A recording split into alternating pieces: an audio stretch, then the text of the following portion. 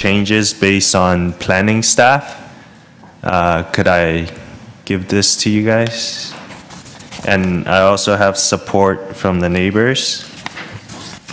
So are you changing variances, did you say, or not? Yes. Can you then please go through it as per the notice we have?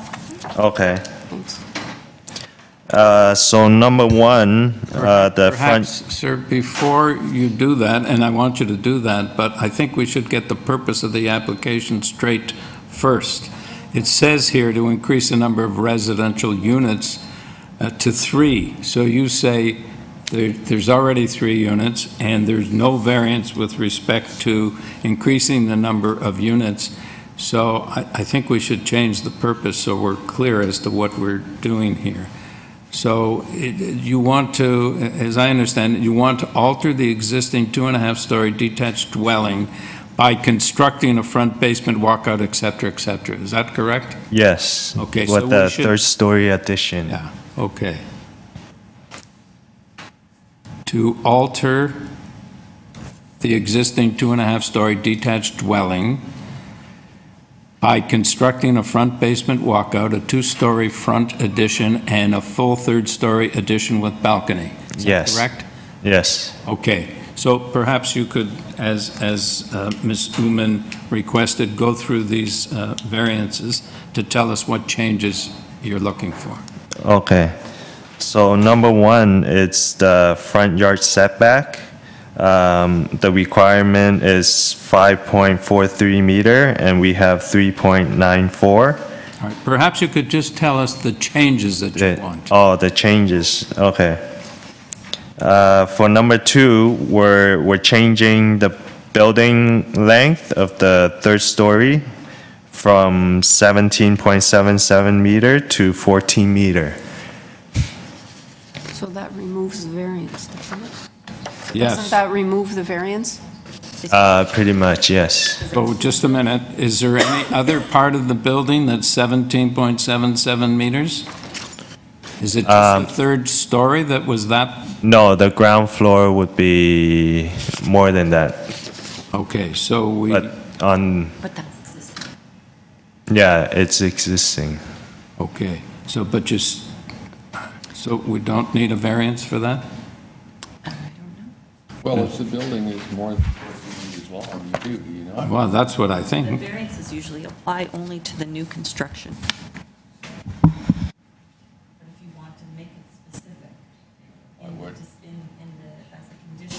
Okay. The variance and then just say that the plan submitted to Toronto Buildings, or whatever it is that they have written in their staff report. Well, the variance isn't very clear because it talks about the permitted depth of a detached dwelling, and you're telling us it only relates to the 3rd floor. Is that correct? Yes, that's the notice we got from the zoning staff. It's for the 3rd floor. Are you changing the 1st to 2nd floor at all? The 1st floor, we're building a front entrance. And it applies. Okay. So based on what you said, Yeah. it doesn't sound to me as though you can change variance now, or you can remove variance number 2, because you have a depth that's more than 14 meters. You're changing the building, so what's the longest distance of the building at the longest point? The longest point,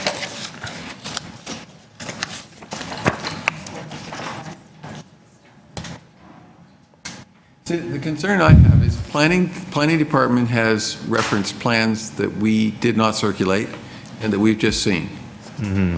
You're talking about changes, so what we've circulated to the public is different than what you want to build. I'm confused about when you change one thing, something else can change. I'm concerned that if you alter one variance, you're inadvertently altering another variance. I don't think, frankly, we have a full application in front of us. on the notice, even the planning staff contacted us to have the 3rd story shortened. Okay, but that's not what you said. No, where we are reducing the original application. But, fine, but you don't have a variance that talks to the third story. You have a variance that talks to the depth of the whole building. And you're changing the whole building. Therefore, whatever the whole building length is, this variance would apply to it. Okay, so perhaps, as I understand it, it's only the third floor that you propose to be 17.77 meters is now going to change back to 14 meters. Right. Is that correct? That's Okay, correct. so this variance may or may not be correct, but let's see what else you want to change so we can see whether there's other variances that have to change and whether the notice was effective or not. So the next one is the gross floor area. By reducing the third floor, we're gonna have a smaller square footage, which is 0.92 times the lot. How many meters? How many square meters? Square meter would be 402.39. Yes. Any other changes? And also for the side yard setback with opening, we are removing, Which number is that? that's number 2 on the new zoning. Yes. And what would that be? We're removing the side opening. That's not number 2, that's depth. Yeah, so, Under the old bylaw. Under the old bylaw. So the side lot line setback would be because you're removing the door, you don't need that variance? yes, because this variance was created because there was a opening. Oh, okay. So you don't need this variance? Yes, we don't need this variance. All right. Okay, any other changes? No, that is all.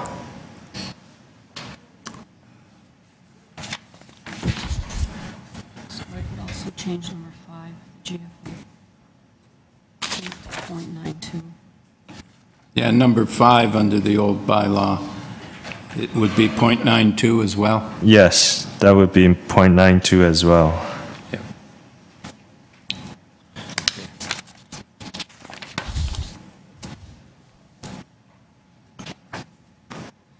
The changes that you just gave us, is that all, is that reflected in these plans attached to the planning staff report? Yes, with the report.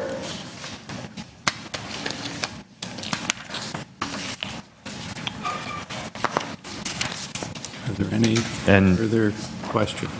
And there are previous decision, and in the neighborhood, there's many third stories there. Majority of the houses are third story. And I have a previous application that's been approved on the same street that has similar variance.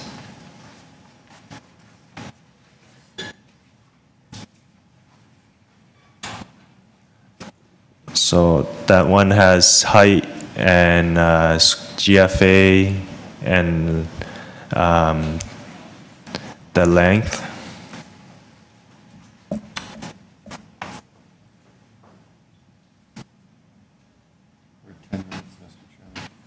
Yeah, okay. Are there any further questions? Does anybody have a motion? Through you, Mr. Chairman, I believe that the applicant has addressed the planning concerns, and I would move, I think that what's being proposed fits within the context of the neighborhood.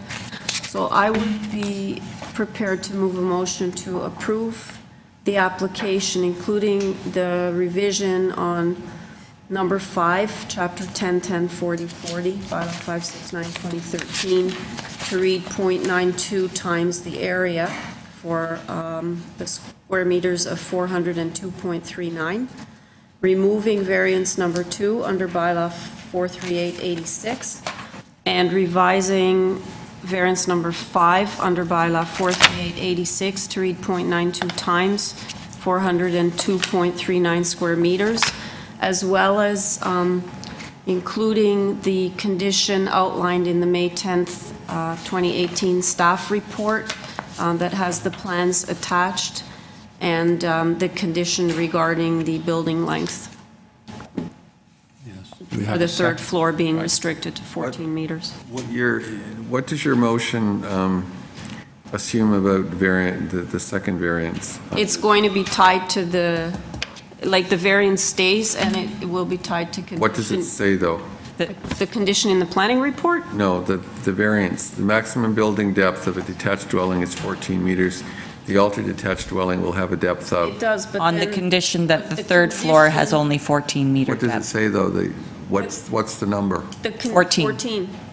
So the planning report says that plans submitted to Toronto Building for building permit have a maximum third floor building length of 14 meters, excluding the front and rear. Okay, fair enough, but what does variance number 2 say? You're recommending variance number 2 be included? At what number, 17? Because he's... The way it is, like without his revision. So 17.77 stays? Yeah. Because they're... Yeah, the variance stays as is, with the condition. Okay, so fair enough. Yeah. Okay. Okay? We have a seconder, Mr. Nutfeld. I would second it All on right. that basis. All in favor? You have your approval, sir. Thank you. Thank you.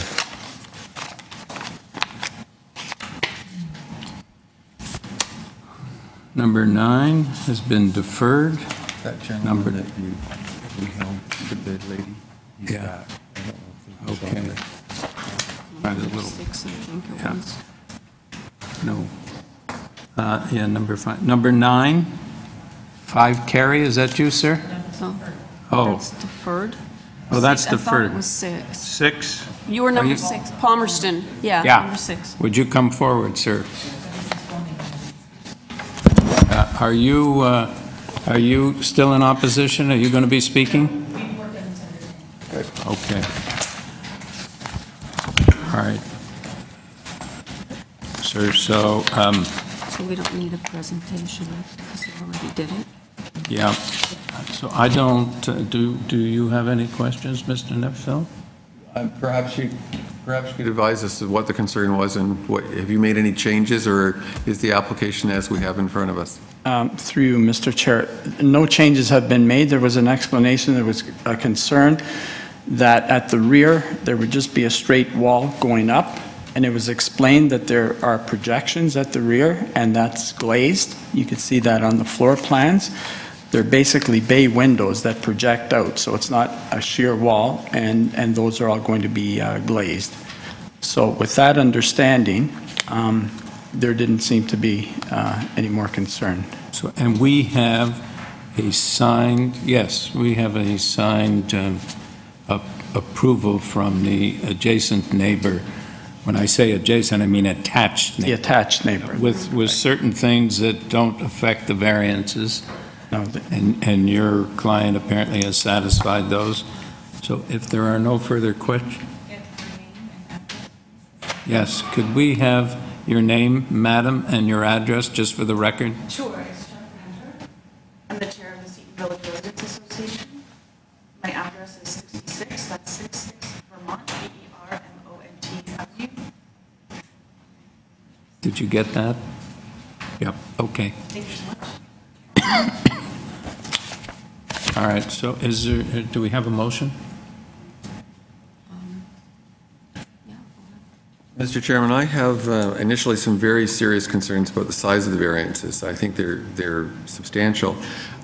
In reviewing the unique situation of this particular site and the solution that's proposed, I do feel that the proposal is in keeping with the neighborhood and it does meet the 4 tests, and on that basis, notwithstanding the size of the variances, I would move approval of the application. I'll second. Are there any conditions? I had, No. No. okay. Oh, right. All right. All in favor? You have your approval, sir. thank you.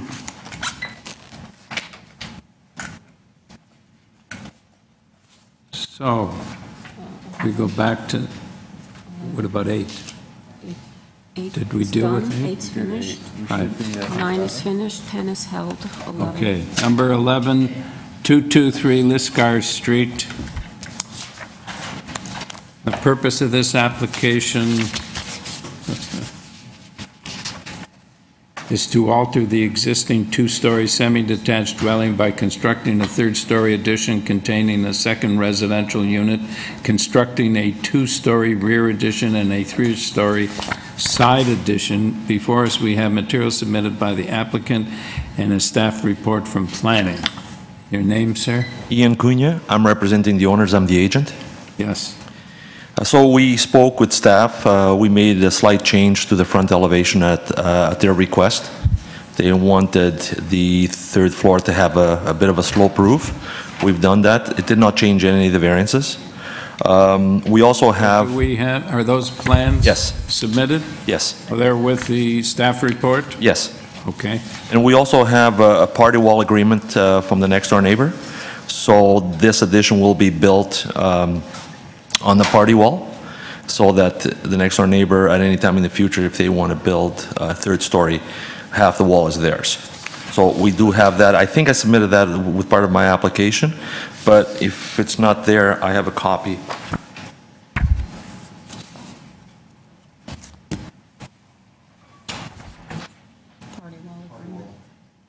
This is a party wall letter, Reed 223 Liscar Street between Lucia da Silva from 225 Liscar Street.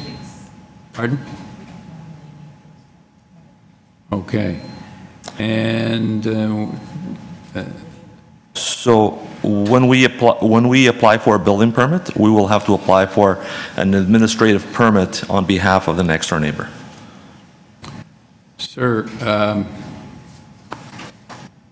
yeah, you should have your client sign. It's not signed by your client. It's signed only by the neighbor. It's usually signed just by the neighbor.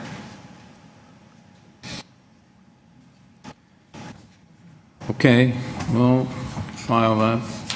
One of the difficulties that we have when the planning department sends a report to us and attaches drawings that they wish attached to the decision, we're not sure there could be anything under the sun buried in those plans that would affect your other variances. Are you satisfied that the plans that are attached to the planning department report do not in any way alter your other variance requests? Absolutely.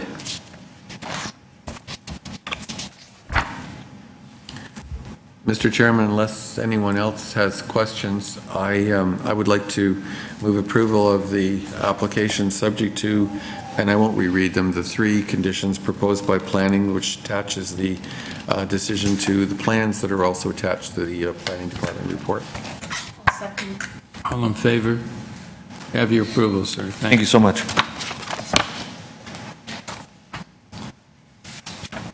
Number 12, 28 Glen Lake Avenue.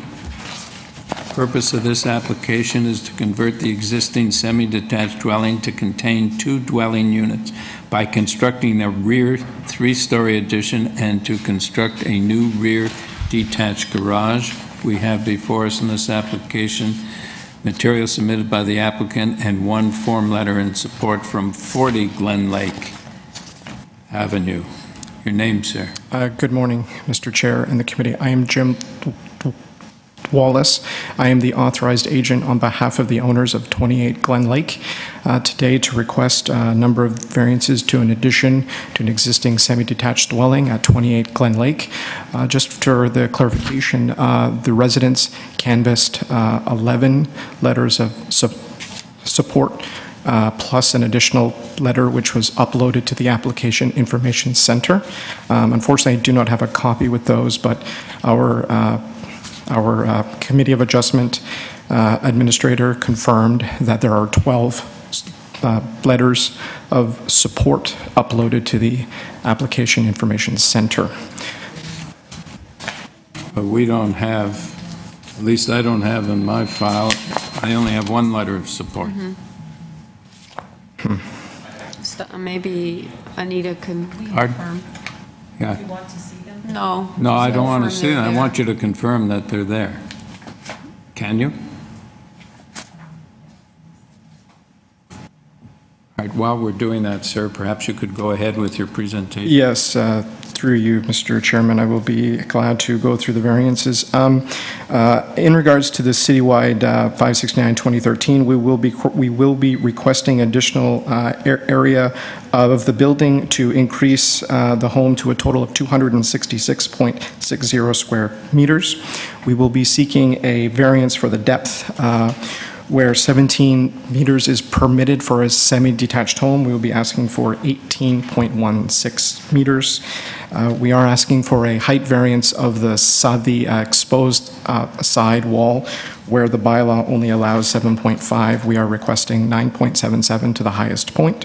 Yes, could you tell us why you need these things? We can see those. Yeah, you can read, yes. So I can show on the drawings what we're proposing. Thank you. Mr. Chairman, in order to create some additional living space up on the third floor, this will be a 2-unit dwelling. So up on the third floor plan, this portion of the home is an existing loft with a dormer facing the front yard. The extent of the third floor addition to align with the line of the second floor and ground floor below is why we require that extra height of the vertical wall. I can show you on the side elevation. The result, you'll notice that the dormer of the existing home is located here. Our soffit will match the existing. This is the line of the existing home. This is the addition we're proposing, and we're going to be extending the roof the full extent of the addition. So that's effectively where that comes in. The existing front elevation, this is the proposed rear elevation of the home. There is an existing stair that comes off a second floor deck that extends the majority of the way into the rear yard. We will be reconfiguring those stairs to lessen the impact on the green space in the rear yard by having the stairs run parallel to the rear wall of the dwelling. And furthermore, the front elevation of the dwelling will remain the same. So the impact to the public realm will be no change. So as the home, other than this front window here, in which we'll be enlarging the opening to create a sliding door from the primary living space of the second unit. But for all intents and purposes, the front of the home, the massing of the front of the home will effectively remain the same. Thank you, sir. Does anybody have any questions? I go. Nancy? No. All right, Ms., can you confirm that there were 12? Yes. Through you, Mr. Chair, their letters were there. I'm not sure why they didn't end up in your agenda. I apologize for that. Thank you. Mr. Chairman, I think that this is a desirable application and it meets the 4 tests for variance. I'm pleased to move approval of it. I'd also like to compliment the applicant on the drawings.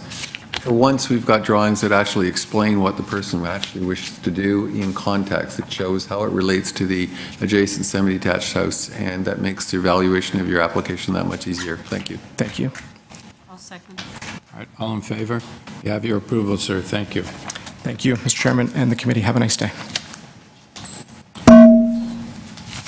Number 13, 8 St. James Court. Purpose of this application is to alter the existing 2-story townhouse by constructing a rear basement addition under the existing deck, thereby creating a basement apartment to replace the existing roof, thereby creating a 3rd floor and a rooftop terrace above the 3rd floor. We have material submitted by the applicant, and we have staff reports from Heritage, Preservation, and Community Planning. Your name, please. Good morning. It's Monica Kuhn. I'm the architect and agent for the owners who are here as well today. I just wanted to let you know that we have met in person with the 2 adjacent neighbors at number 6 and number 10. We have their approval. I've also talked to number 2 and number 12, and they also have no objection. But you don't have, do you have that? I did not ask them for, I've got correspondence, but I did not ask them for letters. Okay. The Heritage report is just confirming that they requested our third floor roof terrace be pushed back so it couldn't be seen from the front. So that's already included in the drawings. And the planning report had, I think, 3 conditions, and we have no issues with any of those.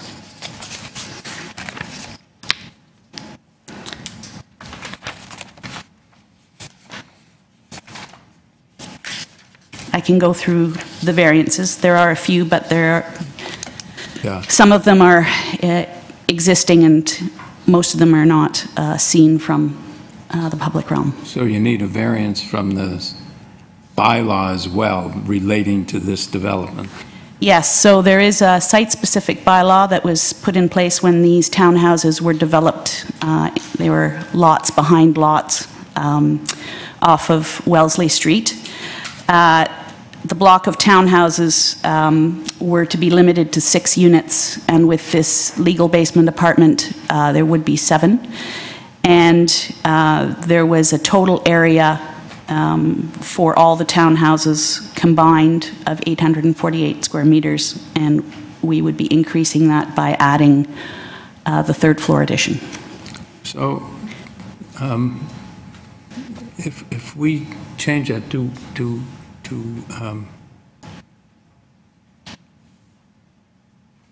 so the other 5 townhouses, you've canvassed them? We don't yes, have we've talked to them. Yeah.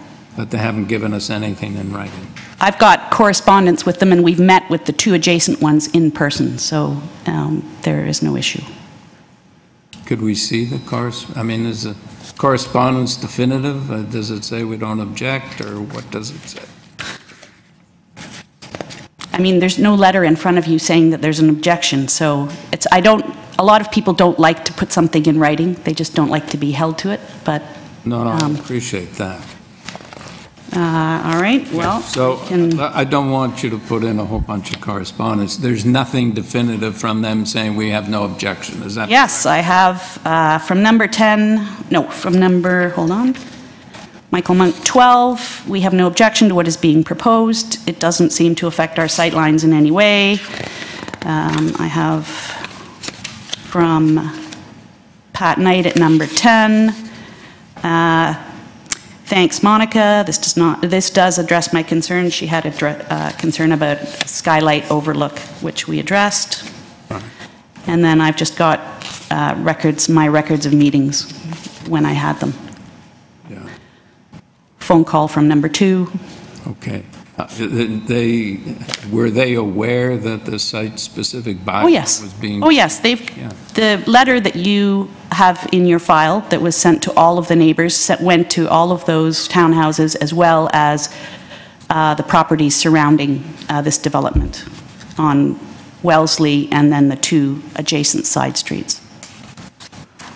And my clients hand-delivered those letters and talked to a lot of the neighbors as well. Could you clarify drawing A6? Yep. I'm just trying to make some sense, unless I'm misreading it wrong, Yep. of the planning department's requirement for vegetative screening or opaque privacy screening. And they want it on the east and west sides of, which is on that drawing, on the 2 sides of the deck. Yeah. Is to the east and to the west, are there not party walls from the existing houses, or are the dwellings at that point below the, or? Well, the roofs slope down, and we're popping up on the for the 3rd So floor. your deck is higher than the roofs on either side? Yes. So the screening is to protect the view of the roof? We had no objection, so I didn't. Oh, then I won't, Yeah. that's fine, it seems to be. I mean, there are skylights on those roofs, so maybe it was their concern that there may be overlooking down into the skylights, but our main view is going to be towards the cemetery at the back, and so we're not concerned. No. Mr. Chairman, unless anybody else has any questions, I'd like to move approval of the application subject to the 3 conditions by planning and the 1 condition from Heritage. I believe that this is a desirable development proposal, and I believe that the variance requests assist in creating an appropriate development for the area. I'll second. All in favor? You have your approval. Thank you. Thank you very much.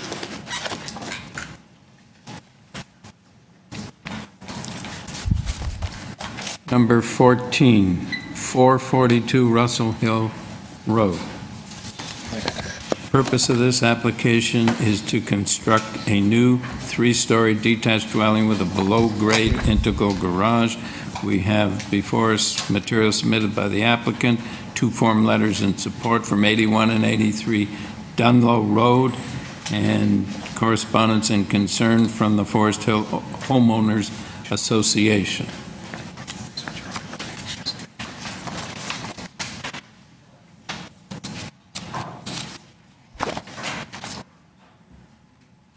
Good morning, Mr. Chair. Last name is Bronskill, B-R-O-N-S-K-I-L-L. First initial is D for David. Here as agent on behalf of the applicant. I'm also joined by Mr. Wengel, the architect, in case you have specific questions about the design of the building. We have reviewed the materials on file. We note no staff report regarding this application. We've also provided some letters of support, and in the package to you, there are letters of support from the neighbors immediately behind it, 81 and 83.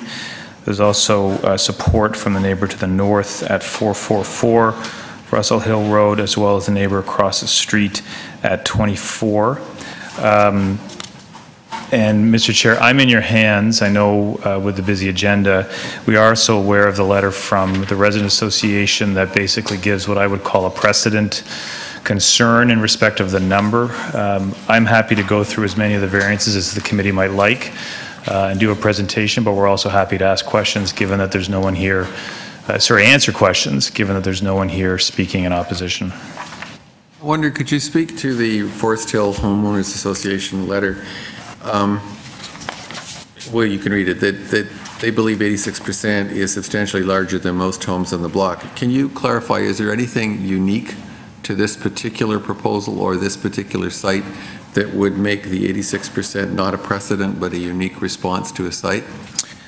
So two things through you, Mr. Chair. First, we always look, I think, as I've said to you before, at the number from both that qualitative and quantitative perspective. From a qualitative perspective, if you actually look at the site plan, I just wanted to speak to how this has been designed and massed. If you look on page 3, there is what is I would call a cross-hatched portion of the site plan, and then there's a hatched portion of the site plan at the rear. That hatched portion is 1 stories. The cross-hatched is the 2 stories, and so the quite deliberate design is to have the 2-story portion of the dwelling, because of the staggering on the street, line up with the neighbor on the left that's to the south. The 1-story portion, which then extends further, then lines up with the 1-story sunroom to the neighbor to the north at 444.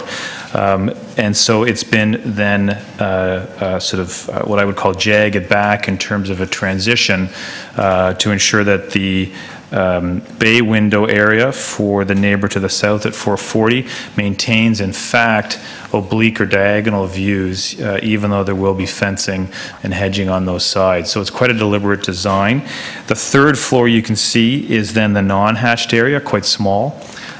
It overall, in terms of the density number, that 3rd floor, adds about 0.12. So if that 3rd floor was taken off and the house was just done as is, we'd be in the 0.74 range. And so it's that portion that frankly takes this up to the 0.86. But when you look, in fact, in the materials Mr. Wengel has provided, if you move on to page 10, you can see how that 3rd floor has then been designed in terms of the massing that's been prepared. Sloped roofs, no windows. The doors that are shown there are to a small 4 square meter platform that's required for code provisions, but does not require a variance. So there's no overlook issues, and the way it's been tucked back, in fact, that additional 0.12 density, we don't think has any impact on anybody else. So the number then falls out of that as a response to designing the house to fit in with both of the houses on either side. To then test that number from a quantitative perspective, sir, page 5, we've reviewed the neighborhood. which is what the neighborhood policies require us to do, is to look at the existing physical character of the neighborhood and not just a particular street or set of houses. And frankly, at 86.58, we've got approved densities throughout this neighborhood that range both below that and well above that. And so, as you know, the density number from a quantitative perspective, we just wanted to understand how that fits within the range of approvals, and it fits squarely, frankly, in the middle of the range of approvals. So it's not testing the boundaries of the magnitude of impact. So therefore, we believe both from a qualitative perspective, ensuring the house relates appropriately to both neighbors, and then from a quantitative perspective, fitting within the range of approvals, that the number is in fact quite appropriate and not a precedent at all. I wonder, just at this time, I'd just like to put in these for the records. You have an approval from Leonard Gangbar, and it says from Len 444. Do I take it, because there's no address here, so is that 444 Russell Hill Road, the adjacent owner? Yes, for the record, sir, it is, yes. Okay. For the YouTube audience. And Warren Kimmel, 24 Old Forest Hill Road. Where is that in relation to this? If you look on the site plan, sir, it's directly across the street. 24 is quite a magnificent and unique lot. It actually fronts on Old Forest Hill Road, but then, so it's directly across the street. So it's got a Forest Hill Road address, but has frontage on both sides. It's quite a wonderful lot. I wonder how he could afford that. Okay, might these be part of the record? Sure. Thank you.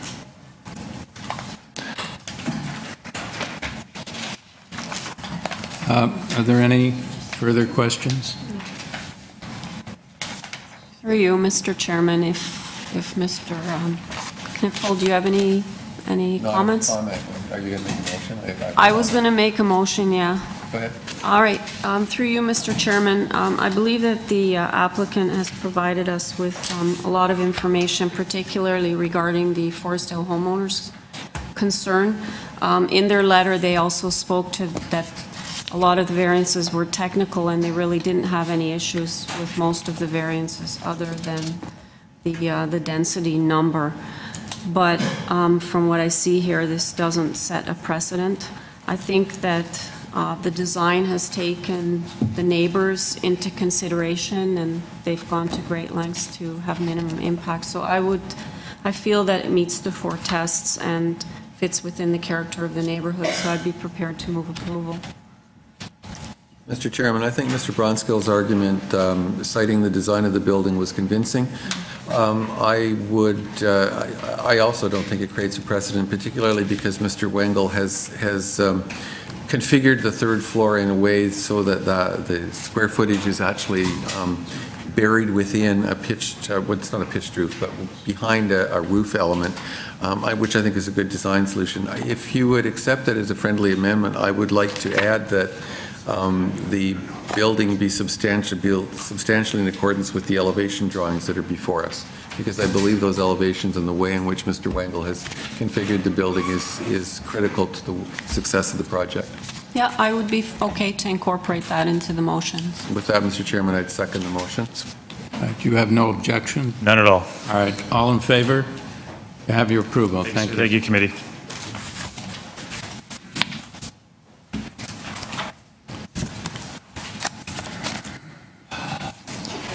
Number 15 is, oh no, number 15, 7 Derwin Road. The purpose of this application is to alter the existing one-story detached dwelling by constructing a 2nd story and rear ground floor addition, as well as a new front porch. And before us, we have material submitted by the applicant, staff report from forestry, support 9 form letters, and 8 form letters. Yes, hi. Sir. Good morning. My name is Leo Mastandre. I'm the agent for the owner at 7 Derwin. Before I begin, just to help improve our application, we'd like to remove a few of the variances.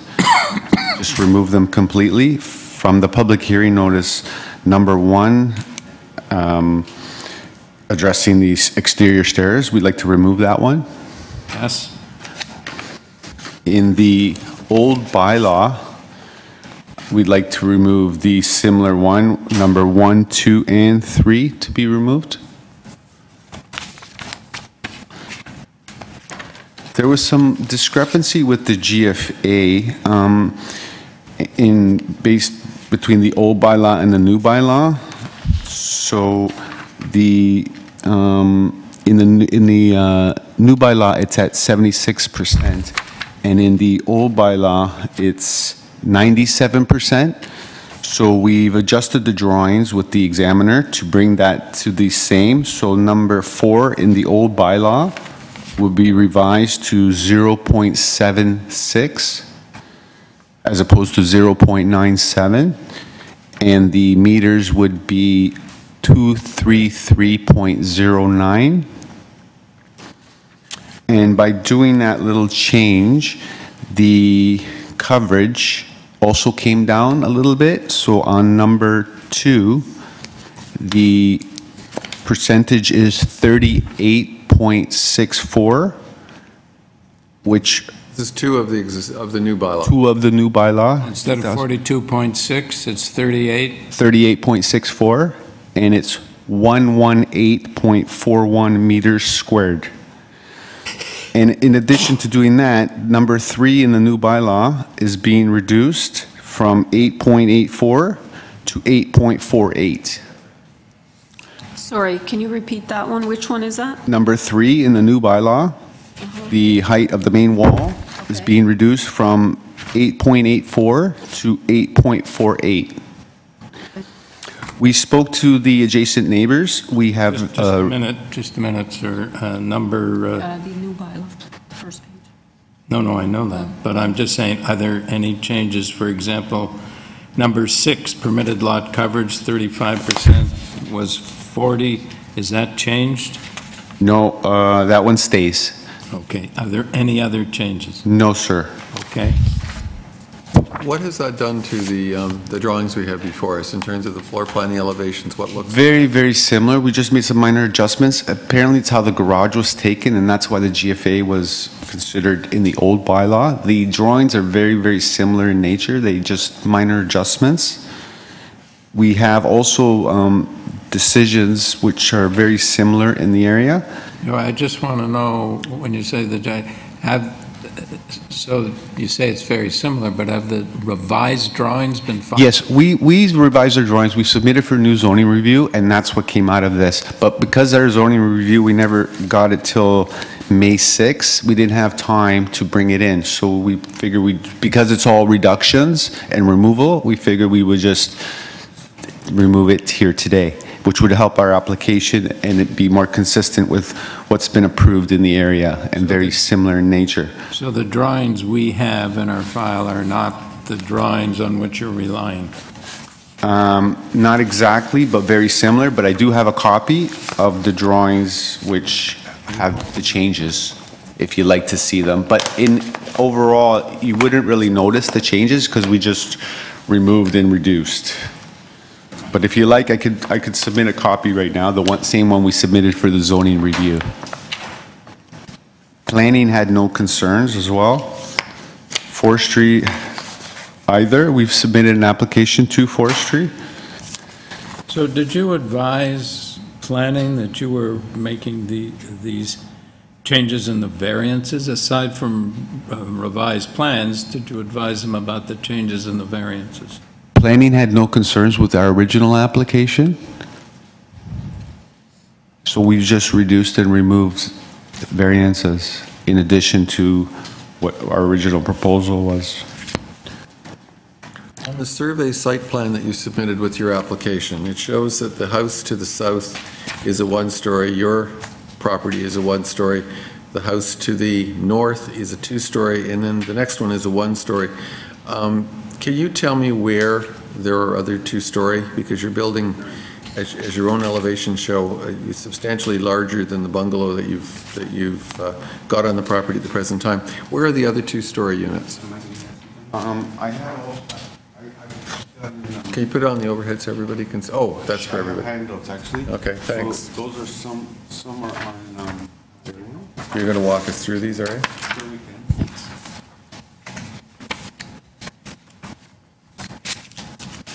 So the photo is at the first page on number 1, that's 65 Derwin, and it's very similar to our proposal. There's another one at 61 as well. And then I just canvassed the area. The street behind is Northridge, which is directly behind us. That's number 52 at page number 3.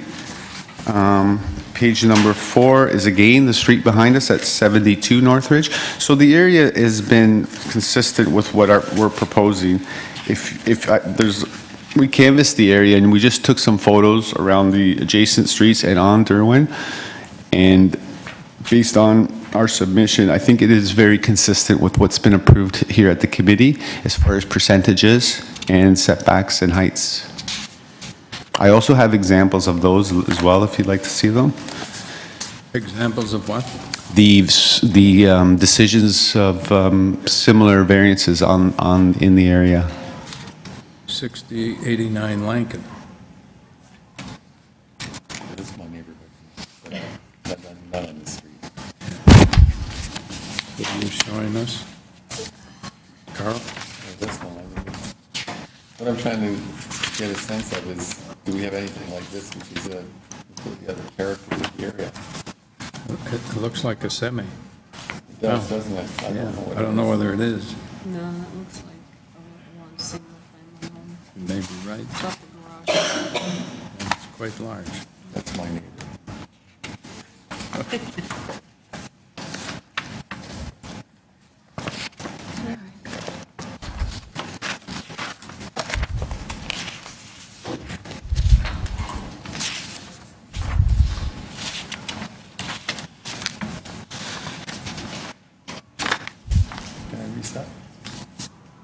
Yeah. Any further questions?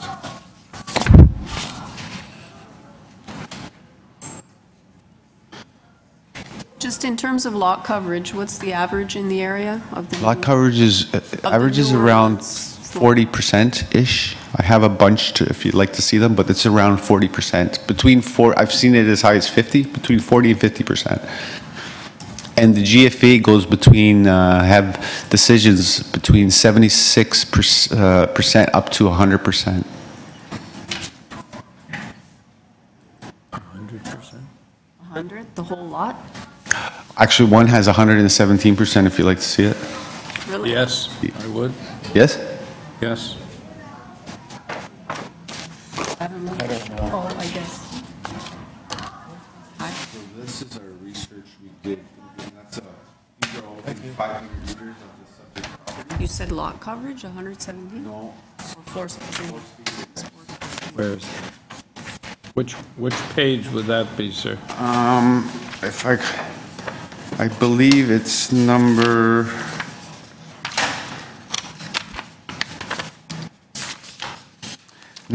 If you look at page number 6, 119 Durant, the allowed is 45% and they have 118%.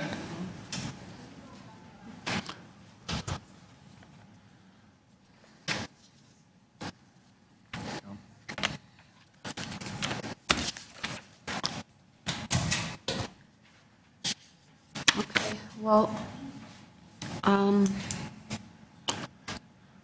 if there's no other comments, I'm prepared to move a motion. I think the revisions are an improvement. Looking at the materials that we've been given, I mean, definitely the area's in transition, and whether we may or may not like the design of the newer houses, that seems to be what everybody's building these days.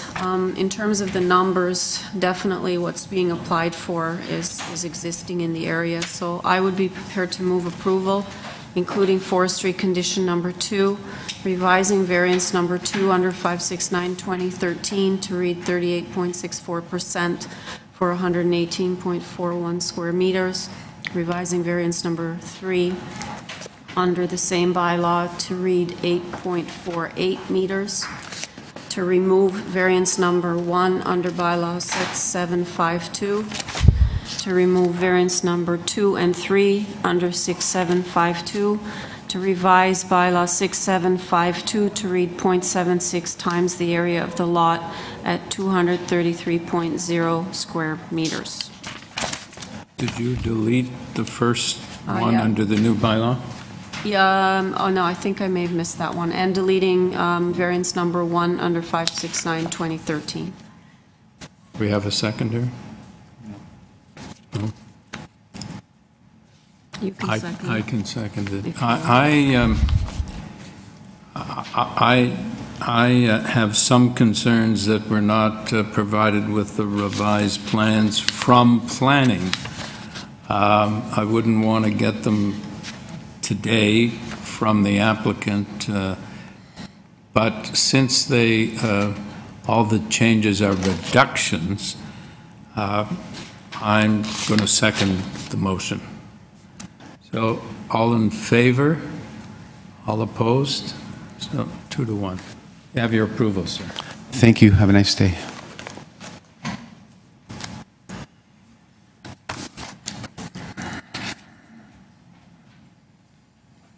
Number 18, 98 Dewhurst Boulevard.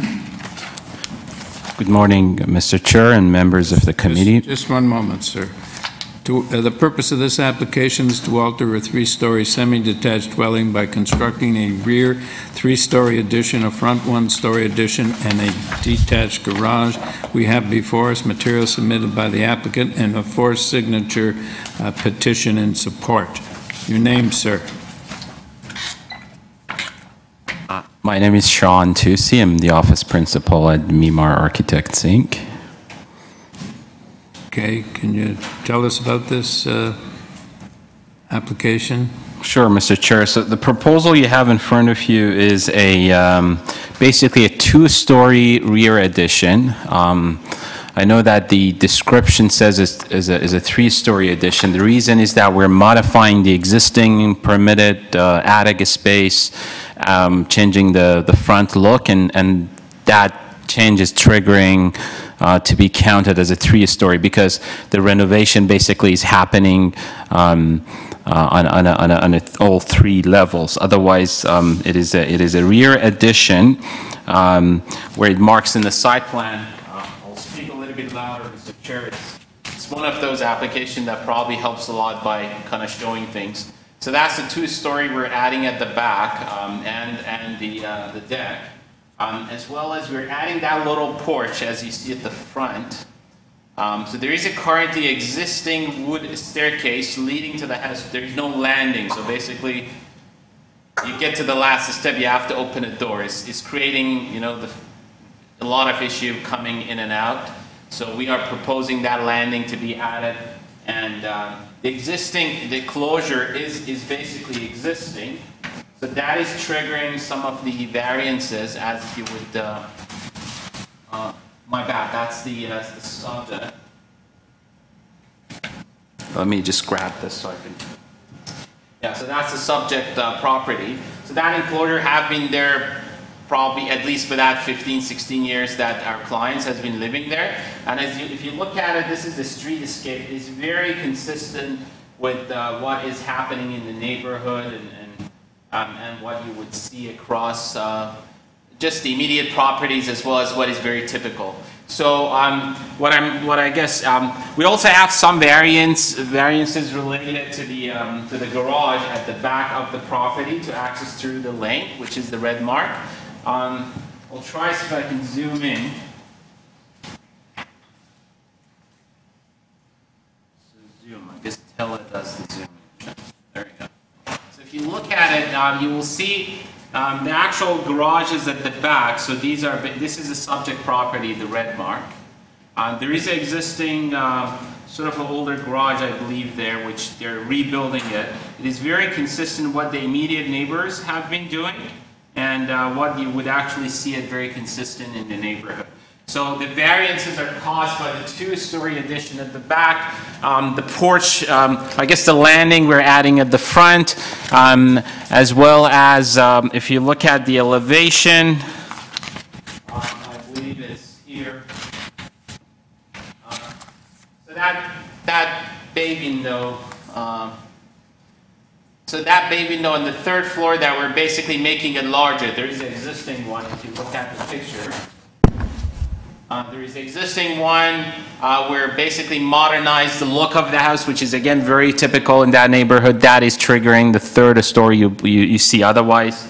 Otherwise, this is the I guess the cross elevation of how things are. Let me just wipe this so we can see the whole proposal from an angle. Yeah, so that's basically the part we're adding. As you see, it's only 2-story, so that's the addition. And then we're adding, not even adding, we're kind of modifying that, make it more look modern, and that is what is triggering that third addition. It's not habitable, the third floor. It is, Mr. Chair, I'll show you the plan. And it was, currently is habitable as well. So the only thing, because we're, let me show you the plan for the attic to clarify what exactly we're doing.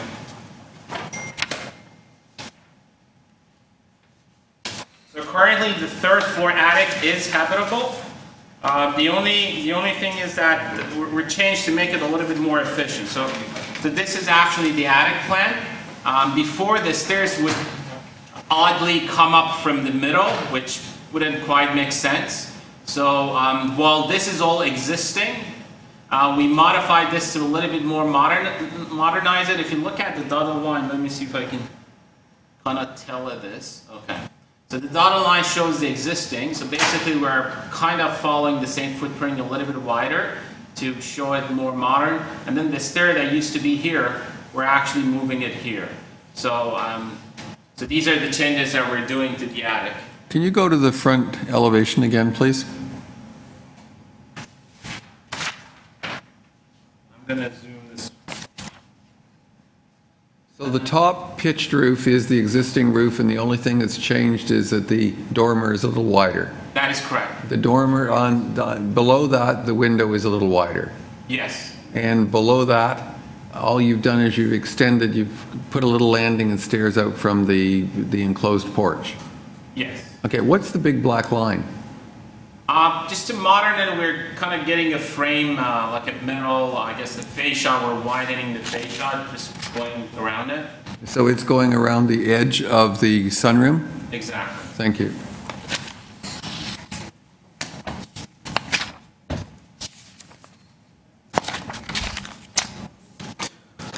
Do we have any further questions? Do we have a motion? Mr. Chairman, I'd like to move approval of the application. I believe that it meets the test for variance. The variances are reasonable, and the solution is in keeping with the context of the area. I'll second. All in favor? You have your approval, sir. Thank you. Can you take 5, Yes? please? Well, just 1 second. Where are we? Oh, so this is, yeah. All right, we're going to go back to number 1, but we're taking a 5-minute break.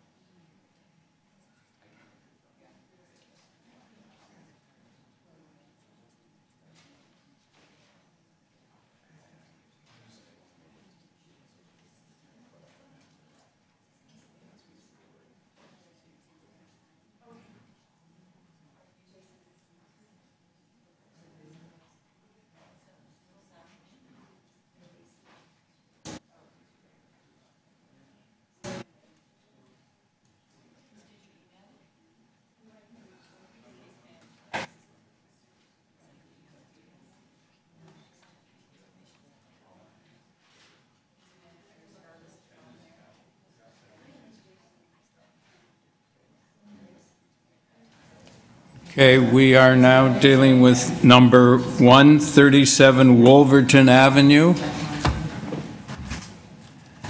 Applicant here for 37 Wolverton Avenue. Okay.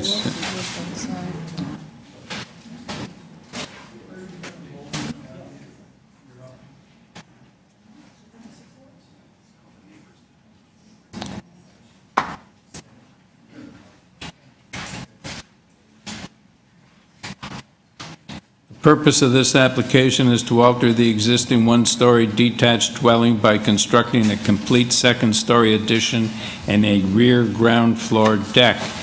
Before us, we have the material submitted by the applicant, staff reports from Planning and Transportation Services. The applicant, come forward, please.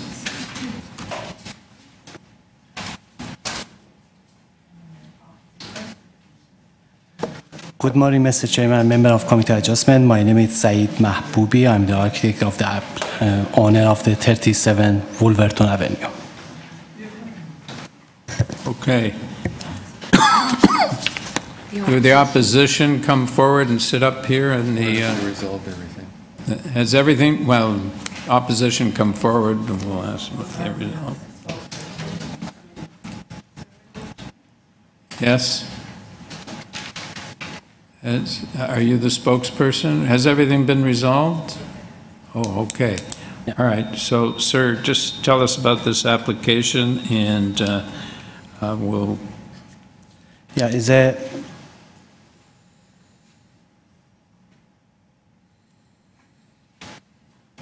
We have a one-story bungalow here. The footprint, is there, and we're gonna add, the second story existing, on top of that footprint.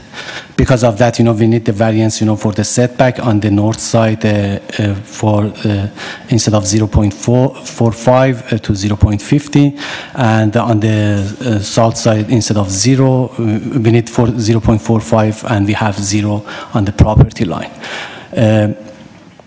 And we didn't change we didn't change the footprint of that one. One of the variances that we are looking for is a lot coverage.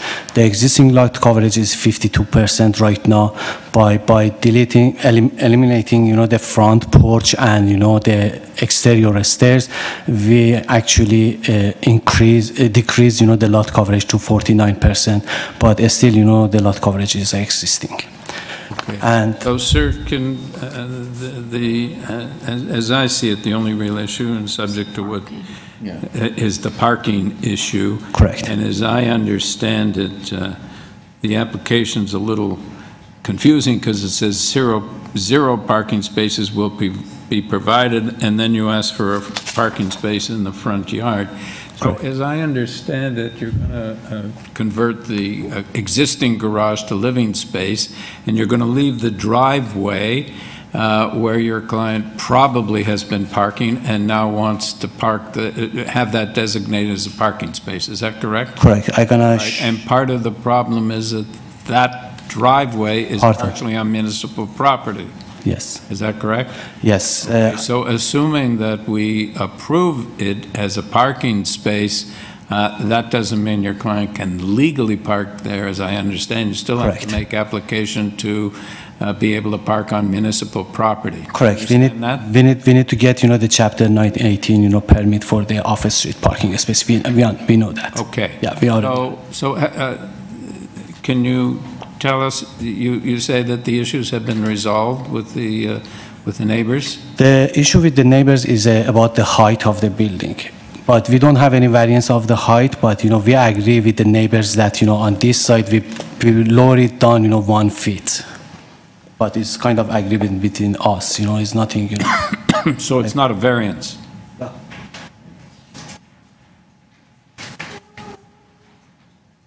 The height is not variances. But on the gray part, which is, the staircase, the neighbors on the north side, is, concerned about the height of that wall. And we agree that bring it that wall, 1 feet lower. Okay. So perhaps, thank you. Do either of you have any questions? No. Okay, thank you, sir.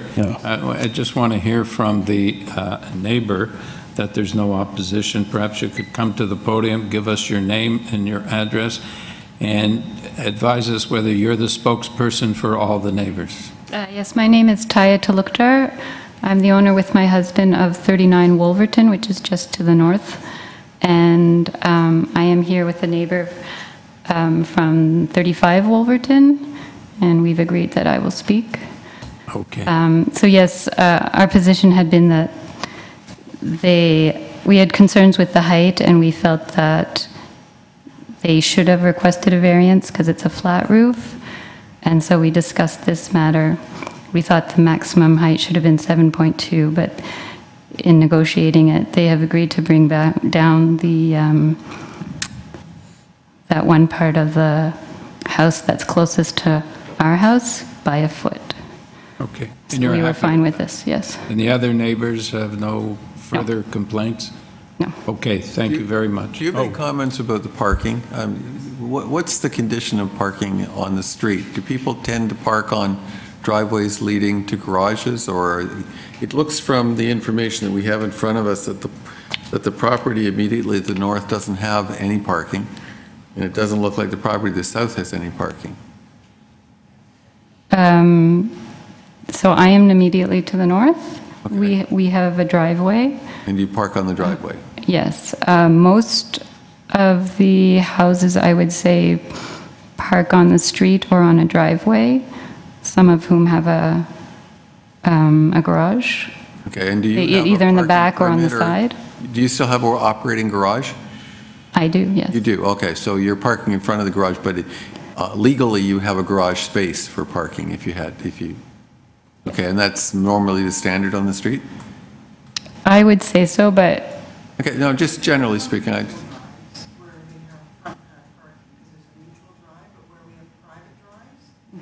there is a garage and the driveway where you can park on the driveway. okay, thank you very much, that's helpful. Can you fit your car in your garage?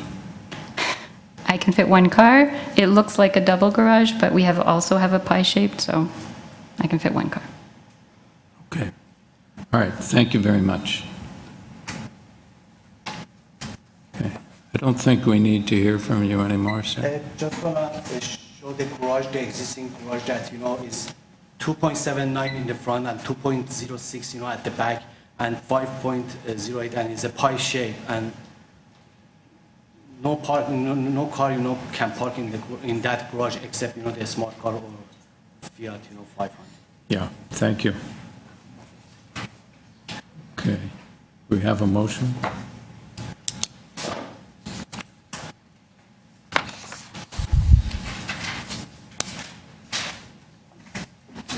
This is a bit of a tough one, given the staff reports. From what I observed, most cars are parking in front of their houses. It looked like a lot of driveways you can't access to the back at all. I'm sure that probably the existing condition is that they're parking on the same way now that's being proposed. Also, a lot of the garages were quite small, that unless you have a very small car or a moped, I don't think it's usable. So given that, I would be prepared to move approval and include the second condition in the planning report, which is that should the parking supply variances be granted and variance 1, et cetera, the following condition should be imposed unless the applicant is successful in an application for a Chapter 918 off-street permit from the City of Toronto that the obsolete driveway is restored to green space and the curb ramp access be reinstalled to a full curb. That would be the condition I would include. You have a second? Can I just clarify? I'm a bit confused by this application. So your motion would approve that there be 0 parkings provided. You don't need to provide parking. And that parking spaces can be located in the front yard. but there isn't going to be a parking space provided.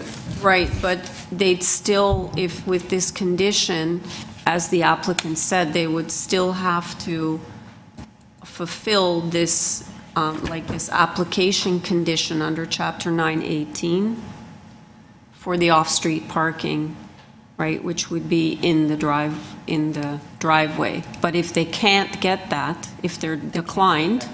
They probably won't do anything. If they can't get the front yard parking permit, it's likely they probably won't do any of the proposal, because then it will be a house with no garage and no driveway. And they'd have to park on the street. Right, so the curb would need to be reinstalled in the green space. So that's basically what this says, doesn't it? I just want to make sure that we're not Yeah. recommending something that's conflicting with itself. The theory here, what you're trying to do is allow him to park, subject to approvals, allow to park on the driveway that leads to where the garage used to be. That's your intention. So does that mean that we would approve variance number 1 and variance number 6, and that the condition would be that the obsolete driveway is restored to green space, but we need to say more than that? No, you'd have to include the first part, that if The they preamble. were The not preamble. successful in obtaining the Chapter 918 off-street permit, right? Then they have, Staff, I'll defer to Anita if that would work. But that's my intent in any case. That if they're unsuccessful in getting the required permit Then to they have encroach on the city boulevard, that they would have turn to it back to restore it. grass. Yeah.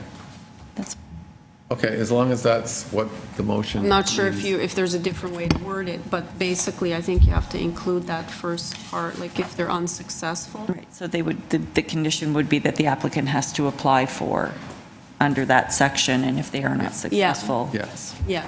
Okay. That's, so however you best word it, that's the intention. Which negates the front yard parking variance. Right. Can I make a friendly amendment? We previously discussed variance number 1 under both bylaws, and because it's confusing where we say 0 parking spaces will be provided, and then you say there's a parking space, we're asking for a parking space in front.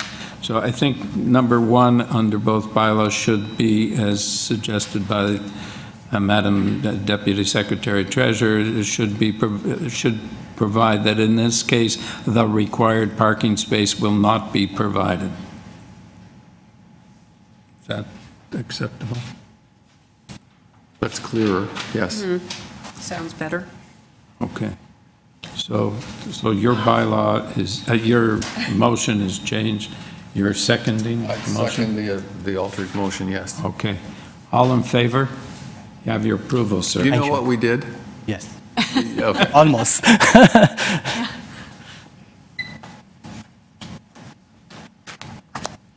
right, thank you, sir. Number 3, 166 Rosedale Heights Drive.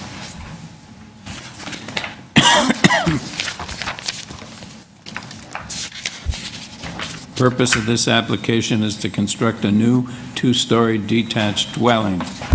We have before us materials submitted by the applicant, and we have opposition from 160, the Rosedale Heights, the Moore Park Residents Association, 170, and 162 Rosedale Heights Drive. Your name? My name is Stephanie Vermeulen. I'm the architect and applicant on this job. Do you need my... Where's the opposition? Oh, opposition? The opposition is All here. right, come forward, please. Okay. We have been negotiating with them for most of the morning, and we have come to an agreement, I believe. So I could review that with you when you're ready. Okay, so we're going to hear from the applicant, and we're going to hear from one person on behalf of the neighbors to tell us yes or no, you're in agreement, so please select a spokesperson.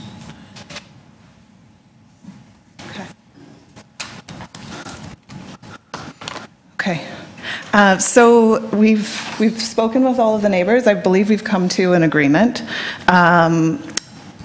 They were most concerned with the length of the building, and as well as while it's not a variance, the location of the front wall of the building in relation to their two houses.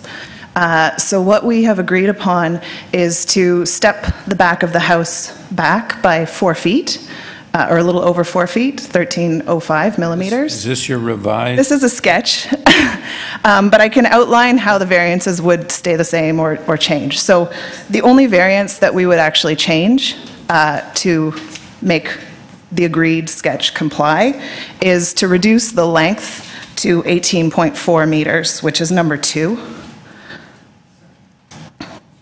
Number 2, 18.4. Number 2 under the new bylaw, 18.4 meters instead of 18.65 meters. Exactly. Right. Any other changes?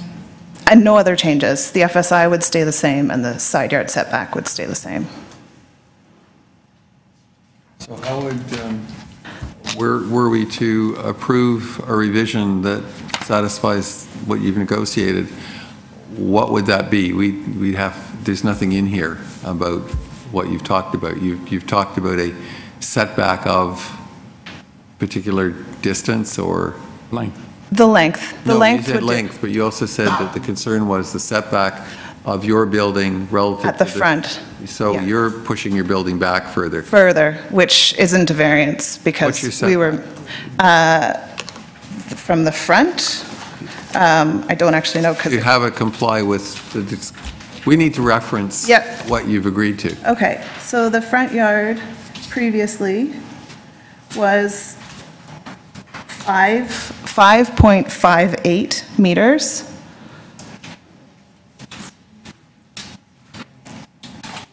And so we would be going to, we're moving it back 250, sorry.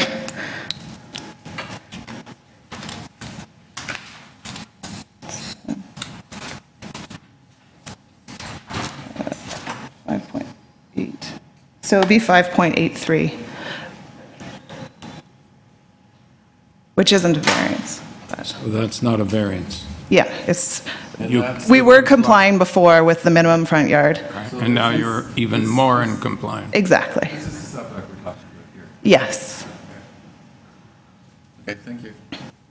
All right, perhaps we could hear from a spokesperson for the opposition, just to tell us as to whether you agree with those changes. My name is Reed Ballon. My wife Julie and I live at 170 and representing neighbors to the west and another neighbor nearby, and the submission of the Moore Park Residents Association. All right.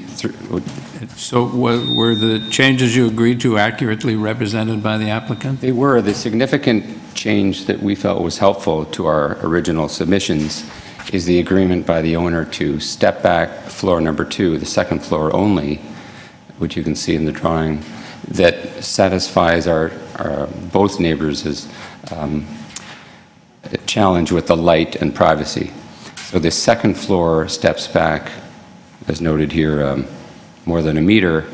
That improves the original plan from a light and privacy issue on both sides. We recognize there are still variances to the western boundary, which and to square footage that we are willing to agree to on this new plan. All right, thank you, sir. Do we have any further questions of the applicant? Pardon? Yeah, is it only the second floor of the building at the rear that's being Step back. stepped back? Correct. Okay, I didn't understand that from your initial, Sorry. okay.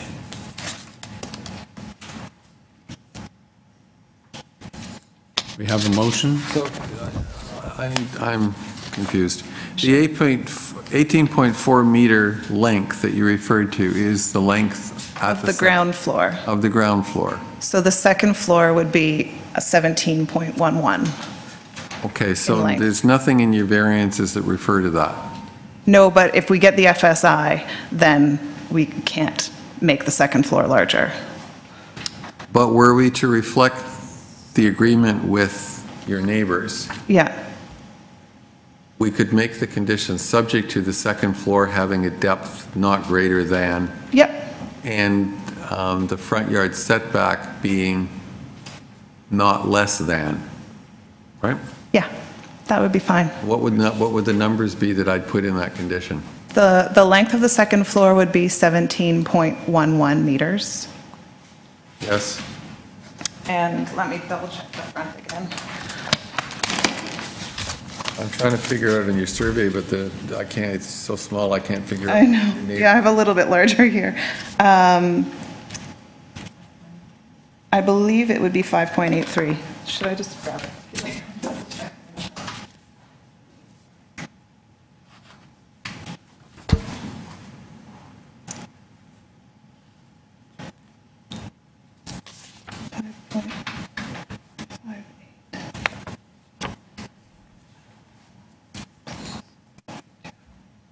Yeah, 5.835. Okay. Don't know how many decimals you want to round to. Mr. Chairman, unless anyone has. Length. Unless anyone else has questions, I'd like to move approval of the application, but I'd like to suggest that it be subject to two conditions. One, that the second floor have a building length not greater than 17.11 meters, and that the front yard setback be not less than 5.83 meters. Are you including the revised variance number 2? Yeah, from Oh, I'm sorry, 18.65 to and 18. Thank you. Yeah. And variance number 2 altered so that the dimension mentioned, the new detached dwelling will have a building length of 18.4 meters. I'll second that. All right, all in favor? You have your approval, thank you. Thank you. Thank you for working it out.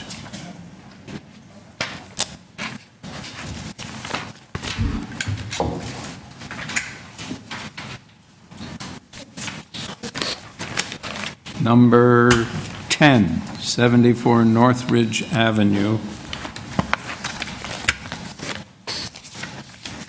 Purpose of this application is to construct a new two-story detached dwelling with a rear ground floor deck and a front second-story deck. Before us, we have material submitted by the applicant and reports from forestry and planning. Where are the opposition? He just left. Should I introduce myself first? Yeah. You've resolved with. I'm the applicant. My name is Thomas. You've resolved with the opposition? Yeah, he just had a misunderstanding, and then when he understood, he decided to leave. Sure, then if you introduce yourself, that'd be great. My name is Thomas Grell. I'm the applicant for the proposal. Okay. What was the concern? His concern was he thought that the house, between his house, because he lives on the, if you're looking at the house on the left side, between his house and the proposed house, that there was going to be a 3-foot gap between it, but that's from the property line to our house. And in total, between the two houses, at the lowest point, is 7 feet, and he was happy with that. Okay. Could you please speak to the planning report regarding the request for refusal on the height? Yes, Jason from planning gave me a call, and he said that he'd be willing to accept 9 meters, which I told him that we're more than happy to comply with that. Does that change any other variance? No, only the height. Are you amending the variances then? Yes, please. Can you do that so that we have it on the record? Sure.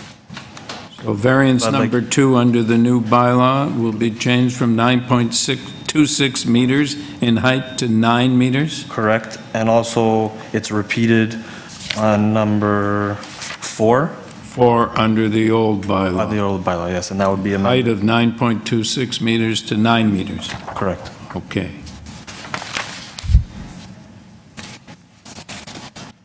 And that shouldn't impact anything else in the way of the variances, but you need to check that, just to make sure that it hasn't changed any other variances. We're assuming it isn't. No, it doesn't, because it's only height, so it doesn't, it's not a domino effect. Through you, Mr. Chairman, if there's no other comments or questions? No? Okay. I think that what's being proposed fits within the context of the neighborhood, meets the 4 tests. The revisions to 9.0 meters address the concern raised by planning, and that is the average height. Nothing goes above that, so I'm happy with that. So I would move approval of this application with revising variance number 2 under 569-2013 and variance number 4 under 6752 to 9.0 meters for both of them, and including forestry condition number 2. All in favor? You have your approval, sir. Thank you. Thank you very much. Okay. Number 17, 28 St. Andrews Gardens.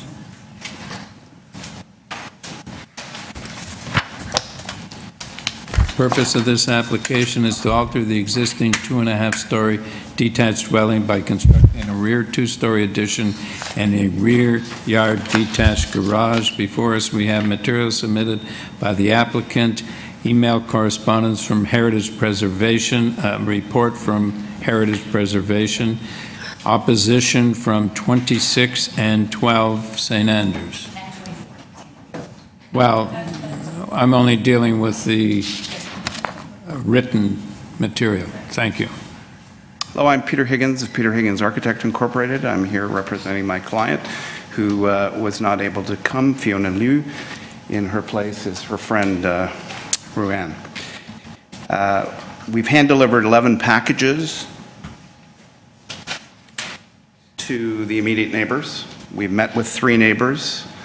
I'm not aware of anything from number 12. However, I am aware, having met extensively with the immediate next door neighbor at number 30, for whom we did renovation additions for the family some years ago. And we've had at least 2 or 3 meetings sitting down to talk about the proposal. Number 26 next door to the west, I haven't labeled that as a check mark for okay or an X for no. Mr. Tony Dempsey's here. We had tried to reach Mr. Dempsey over the course of probably 6 months. I finally, on a Saturday morning, knocked on the door. He happened to be home. He had sent in the letter of opposition about the removal of his trees. We have completely changed that. We have the arborist report into forestry that saves the trees. It was simply a mistake by our arborist, and it ended up on our drawings. It's been removed from our drawings, the 2 trees on Mr. Dempsey's property. We've changed. I was confused by where they are. Can you show us where they are? They are.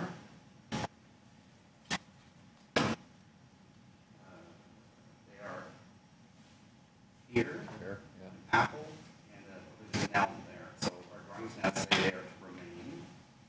And for your edification, And they weren't on your property anyway. they weren't. So the arborist recommended the removal because she was worried that they would not survive the removal of the existing garage, which is shown dotted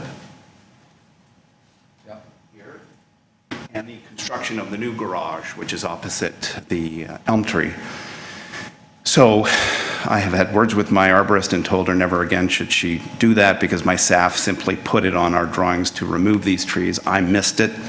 As soon as Mr. Dempsey wrote his letter, it was online. I went to see him. We've removed it. The trees are remaining. We are constructing the garage further away from the property line and without any foundation in the area of his elm tree. We have a grade beam. Yes, of course, but we can't build outside of the protection zone because the garage would be in the middle of the backyard. So instead, we're constructing the garage with a grade beam on the west side, which means that there will be no foundations adjacent to his tree. We're also going to have the existing foundations of the old garage left in place underground when it's removed, so that the roots of that tree will not be disturbed. Okay? So that takes care of... reflected, Mr. Higgins, is that reflected in any variance? No, there are no variances there. Okay, so... It doesn't change anything. Moving the garage doesn't affect any variances? We only moved it a few inches. No, there's no, absolutely not. And Mr. Dempsey may speak to this, I don't know, but I believe he's not in opposition. He certainly told me so verbally when we met. He was concerned about his trees. So I'll leave that at that, if I may. Shall I go through the list of variances? Because we've removed many of them. Many of them were very small technical variances. For example, the size of the garage resulted in at least 2 variances. We made it slightly larger. So starting with number 1. So are there any variances that are changed or deleted? I'm just going to go through them right from the beginning. Number 1 stays. Number 2 stays. Number 3 stays. Number 4 is removed. Completely? Completely. All right. Number 5 is removed.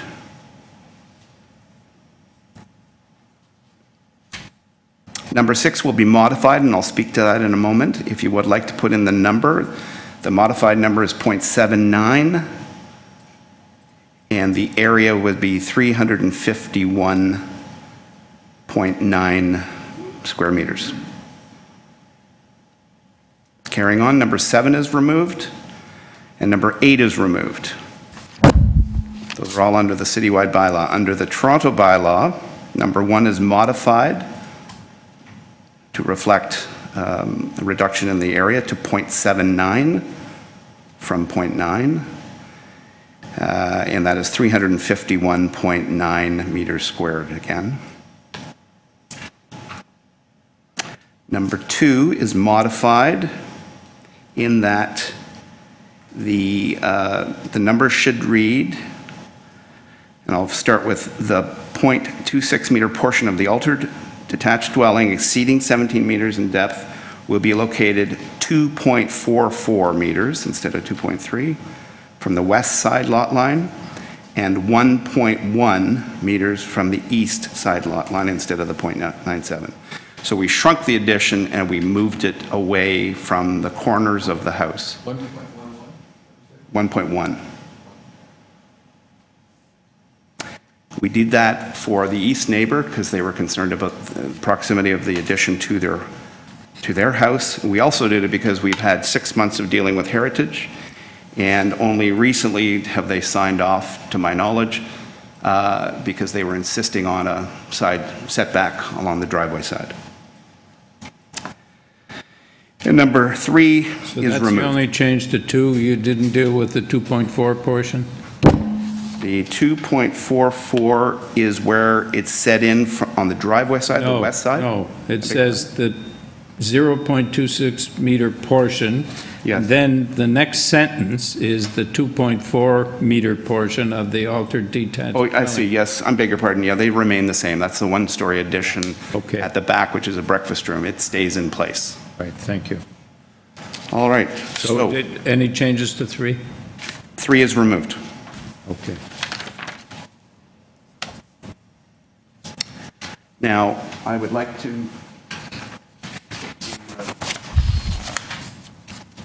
so area map or the site plan, our neighbor to the east who is with us was concerned about privacy in many factors. She has a side door for her family here and a walkway that comes from their front walkway from St. Andrew's Gardens and in and then continues along to their back.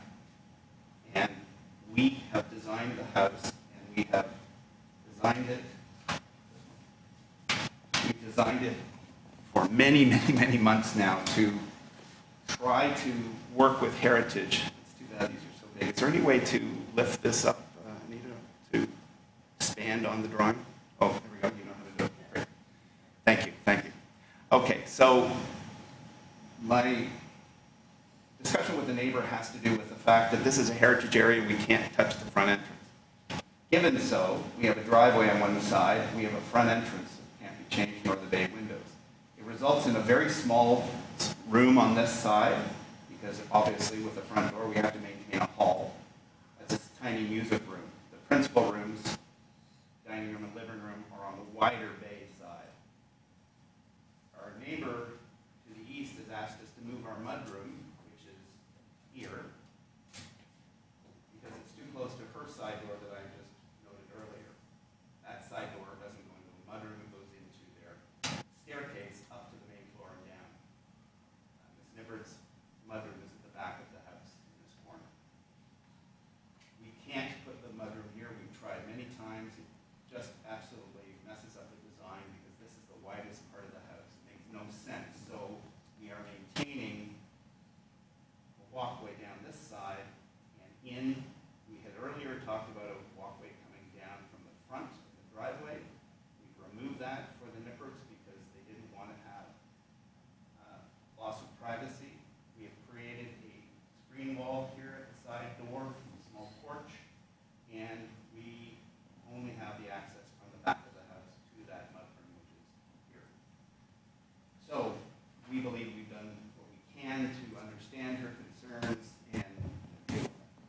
So essentially, sir, if I understand it, you've closed up the mudroom from the side and entered through the back. Is that correct? No, sir.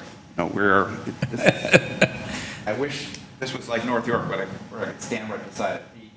Ms. Nippard's mudroom is from the back of the house. Her side door that she's concerned about is to her staircase. She does access it. I've been in and out of it. I know that. We made sure that our doors were not opposite each other. We have a privacy screen around it, but there's no way we can move the mudroom from a design standpoint anywhere but where it is right now. So the mudroom is not a variance. Okay, Just so want to remind you. the change you made was put a screen? Put a screen and make sure that the doors were as far apart from each other as possible. And you removed an access. And I removed the access from the front yard. We also went to the trouble on both sides, because we hadn't been able to talk to Mr. Dempsey. We didn't know if he had any concerns, but in this case, I'm showing you in red all of the neighbors' windows which have been measured and photographed. And there's concern from our neighbor, Ms. Nippard, about her mudroom door here versus our mudroom door there, and you can see the privacy screen. I would suggest to you that that should not be a concern. Ms. Nippard and her husband and family have a staircase window which is here, which is stained glass that you can't see out of. They have an oriel window here in their front hall. They have a few basement windows. And they don't have too many other windows, but they are marked here. And we have rearranged our windows so that we have no overlooks directly between the two houses because they are fairly close, we're only about 6 feet apart. We've also removed two upper windows that otherwise would be looking down on their garden. They were side windows in the bedroom. We have a count here, and Claire, I just did it. We are, if I may read, sorry, I'm going to have to speak from back here. We're blocking up 4 windows, removing 4 windows at the sunroom. We are keeping 1 window. We're adding 8 windows at the addition and the existing portion. Mr. Higgins, we're quite a bit over time. I don't know what to say, but I have to put this to you, sir, because we have these issues that the neighbors are going to talk about. I can certainly talk about it in All right, so, I think that, in other words, you've tried to satisfy the neighbors, and they still have some concerns? They do, and I'm sure they'll speak to that. Okay, so let us hear from them, and then we'll hear from you again. If I can just finish off with the variance, because I think this is very key. We have a length variance that is noted because the zoning examiner decided to add in the rear addition, the rear 1-story breakfast area. So it's a huge number. So that's number 2? That is number 2, 19.4. In reality, many examiners only measure to here, and then they refer to the addition as a side yard setback beyond 17 meters. We have an overage in length for the 2-story portion of the house of approximately 8.5 or 9 inches, which is this shaded area here. That's measured from the front bay window. The depth is measured from the required front yard setback, which is the average of the neighbors, which is 18 inches in front of the house. That has to go all the way back to here. We have an overage of 0.67, which if you were to reduce it by the whatever it is here, you'd end up with, again, an 18-inch overage, if you will. I hope you can understand that. We're penalized by the fact that the depth is measured from an invisible line with no house in it to the front of the house. So it exacerbates the small addition we have at the back. So in reality, if you were to measure from the front of the house, our variance would only be that much for the depth and that much for the length.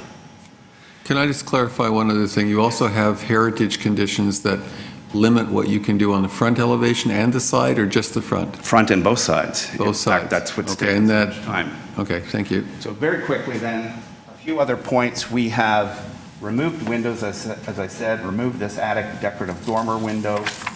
We have removed, because in our first discussions with our next door neighbors to the east, they felt that the roof was a bit overpowering, so we removed the gable end facing north and created a hipped roof, so everything on the new addition is hipped.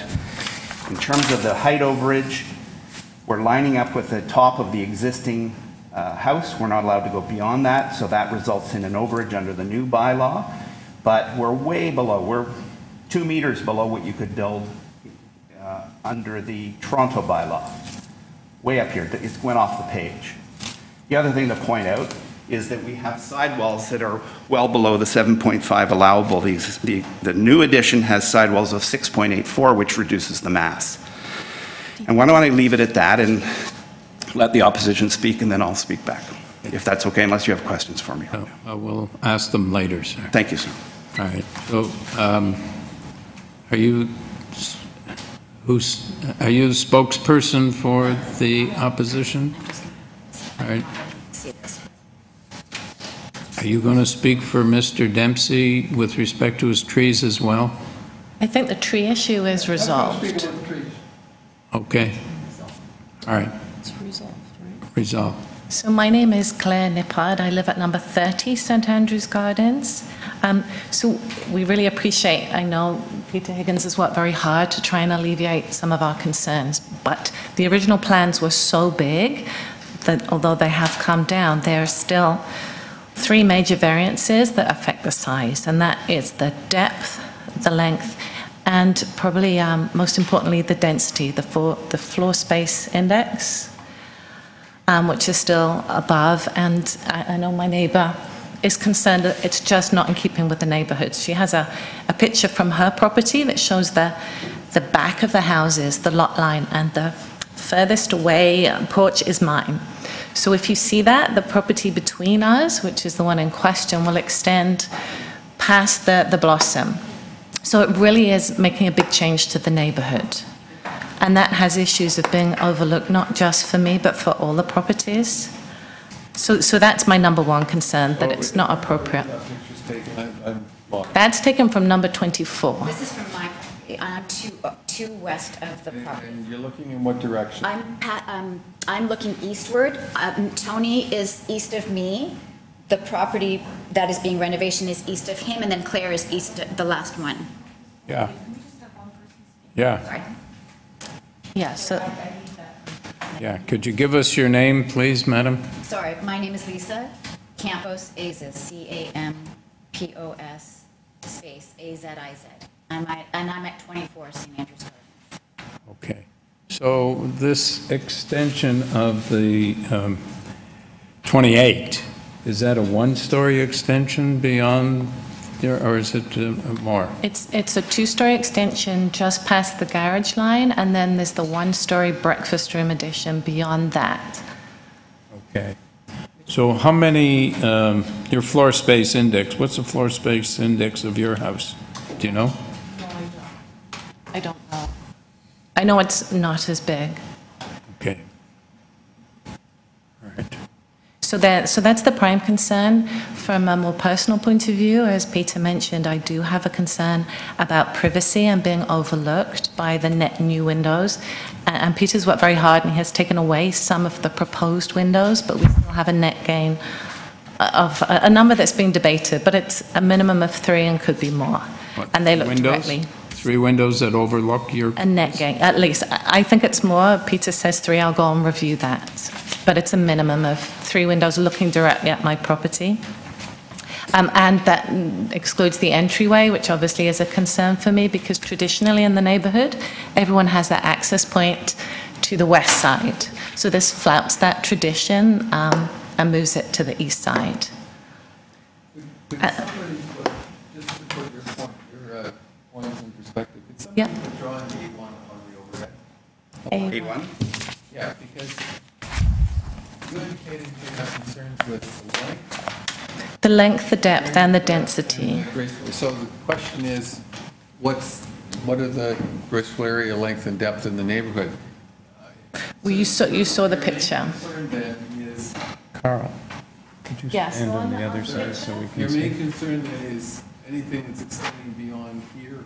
That anything beyond there does take it beyond what's traditional, what's... I'm just trying to clarify. Your point is that the standard in the neighborhood is above there. Yes. And this is, so I got it right? Yes. Okay, thanks. Yeah. And obviously the side lot setback is a concern for me personally. That doesn't affect my neighbours. That's really a personal concern. Okay. I tried to keep it brief. All right, thank you. Okay. Mr. Dempsey, can you tell us about the trees? I've resolved the issue of Pardon? trees with... Could you come up to the podium, sir? Has it been resolved, Mr. Dempsey? Yes. Been resolved? Okay, so then, In the original drawing we had, the arborist was pulling two big trees out of our yard. yeah. It was apparently a mistake and oversight, and he's spoken to it. In the meantime, he's assured us that the trees will remain, and that's all we wanted. All right, thank you. All right. Mr. Higgins. Try to be as brief as I can. Mr. Higgins, before you start, can I just ask you, with respect to floor space index, do you have any examples? Yes, I do. What it is in the vicinity? May I respond to that? In terms of gross floor area, recent C of A decisions, 171 Roxborough at 0.76, 16 Whitney at 0.78, 3 Jean at 0.81, 230 Glen Road at 0.91, 27 Edgar at 0.98, 170 Glen at 0.86, and 165 Roxborough at 0.82. And we're asking for 0.79, which is essentially lower than any of those except the first two. I should let you know that the existing house is right at the 60% that's allowed. This is an area where if you build in line with the sidewalls and no higher than the top of the roof, you can build a 0.69, so that bonus is allowed here. So really what we're comparing is 0.69 to 0.79. And I wanted to also say that if we were to somehow get rid of the third floor, which is a very gnarly little attic space, with the proposed addition over 2 floors, we're at 0.69. We're exactly where we're allowed to be. But we have to count because we can't remove the third floor space, which is really not big enough for more than a bedroom and a tiny bath. That bumps us up to 0.79. It's existing, the third floor. The third floor is an existing space, yes. And we have to keep the front dormer for the purposes of heritage, et cetera. In addition, in terms of depth, which is an issue, 190 Douglas is at 21.14. 170 Glen Road was done the way I was alluding to, where instead of measuring depth, they are measuring the side yard setbacks beyond 17 meters, which doesn't tell you exactly how long it is, but it's certainly longer than the allowable. 165 Roxborough's at 19.21, plus side yard setbacks. I want to point out something that's very important. We cannot make this house wider. In any other neighborhood, you could build out onto the driveway, put a mudroom in from the side, make the house wider and therefore potentially shorter. We can't do that. We have a driveway that must stay in place. The driveway is barely big enough to drive a car down, and in fact is well below the allowable width for a driveway, and yet there it is, it's existing. We've been trying to get access to the garage from Summerhill Avenue with no avail with the city, and the reason for that, they say, is they need the parking on Summerhill. There's a lay-by for parallel parking behind this house. So we're simply rebuilding the garage with a narrow driveway, and we would like to have it a house that's a proper size for a family of 5, and not being allowed to go wider, we have to go slightly deeper. So when we're deeper, we're deeper by 8.5 inches. You can see it right there, 0.20 or 0.21, depending on who's measuring it, is the length beyond 17 meters. That's imperceptible. For my neighbor at number 24, who's looking across with her photograph, I appreciate her concern. Truly, I do. I live in this neighborhood, and I've got houses that are longer than I am on either side of me. I get it. But it's this much, and I don't think in her photograph she'd be able to tell whether or not that addition was right on the allowable or 8 inches over.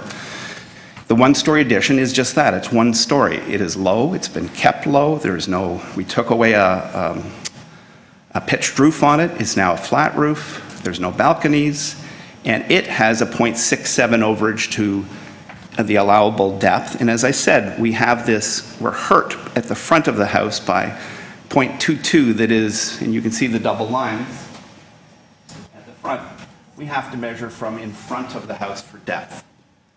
So all in all, I truly think that this is quite a reasonable presentation to you. Heritage has been very tough on us. Even though this is a C-class house, their way of dealing with everything now is everything is basically an A, the best.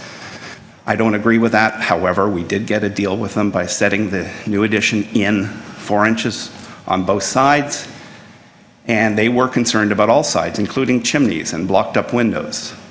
I really, truly think this neighborhood will be okay with this if it's built, because there are no window overlooks directly. We've removed now 3 windows, the dormer, 2 windows in a bedroom that were beyond her rear 2-story. You can see this is her rear porch that leads to her mudroom, and this is her 2nd floor wall and 3rd floor up here. So we've removed these 2, which admittedly are beyond her line of the rear of the house. We've asked that we could keep these 2 windows because they're in a family room, but we use translucent glass to allow the light but not have a view. I was prepared to remove them, but I was hoping that in removing them I'd have a deal with Ms. Nippard, and I don't have that at this point. So I'm leaving them in. There is no variance to those. So when Claire talks about the net gain of 1 or 3, depending on how many you measure, we are only, in the end, according to my estimations, adding 1 window, but if it's 3, I don't know what to say other than she has 7 windows on her side and we ended up with 8. So that's a difference of 1. We put in the privacy screens, we've met with them. We are, I think, doing a good job. I'm a very sensitive architect. I don't bully. I know Ms. Nippard knows that, and I've tried to work with her very hard and her husband to achieve something that's reasonable. So the reduction down to 0.79 I think is important, and the explanation of the length and the depth overage, I'll leave it with you. But we can't go wider, so we're going slightly longer, just to create a house that's about 3,500 square feet. The entire house is 3,500 square feet? Including the 3rd floor space, yes. Which is, for a house that's worth many millions, is a very reasonable size for a family. But I remind you that without that 3rd floor space, we're at the allowable 0.69. Thank you, sir. You're welcome. Any further questions? All right. We have a motion.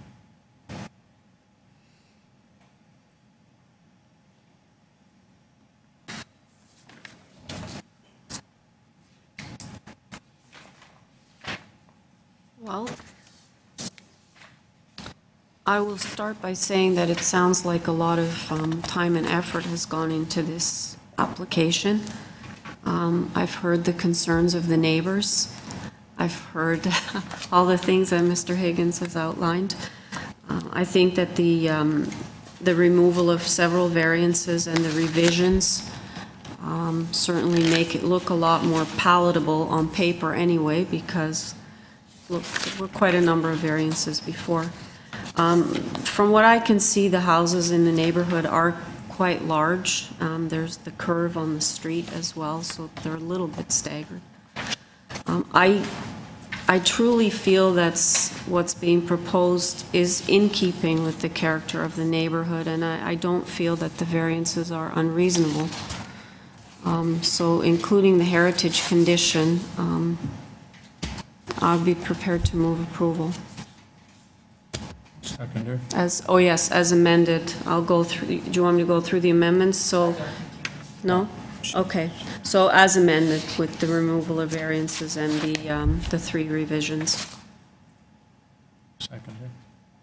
Mr. Chairman, I'm seconding the motion. I'd like to add that I believe that the agent architect in this case, he defined himself as a sensitive architect, and I think the solution that he has shows that. I think he has tried to the best of his abilities to work within the confines of neighborhood requirements and heritage, which is no mean feat, and to come up with a plan that is enough of a reaction to unique situations as possible, I think it's a good solution. No solution is ever judged to be ideal by neighboring properties, but I think Mr. Higgins has done an admirable job of trying to respond to the concerns. And on that basis, I'm pleased to second the motion for approval. Yeah. I just wanted to add, I agree with my colleagues about Mr. Higgins' efforts. I was surprised at the end to find that this house is only 3,500 square feet, and I'm familiar with the neighborhood, having visited there often, and most of the houses there are quite large, and the new ones that I've seen, and I don't know how many now, I haven't been there for a few years, were much more substantial than 3,500 square feet. So I'm going to vote in favor of the motion as well. So all in favor? You have your approval, sir. Thank you very much.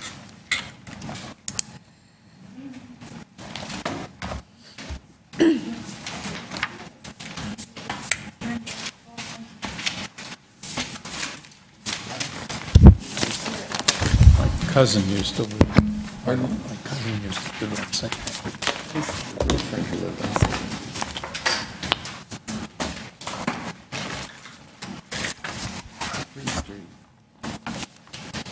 Yeah.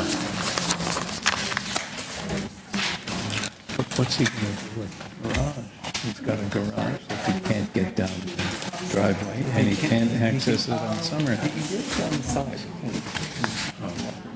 I think it's sufficient for the garage, but putting on the beats, I think he's really tried. Oh, yeah. Really hard. Now you can understand why he's got gray hair. I wish we had that level of congeniality for a lot of applicants.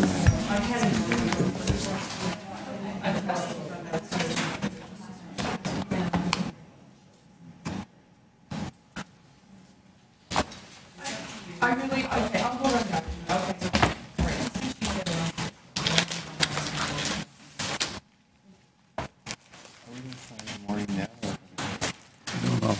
Do you have papers for us to sign now? Okay.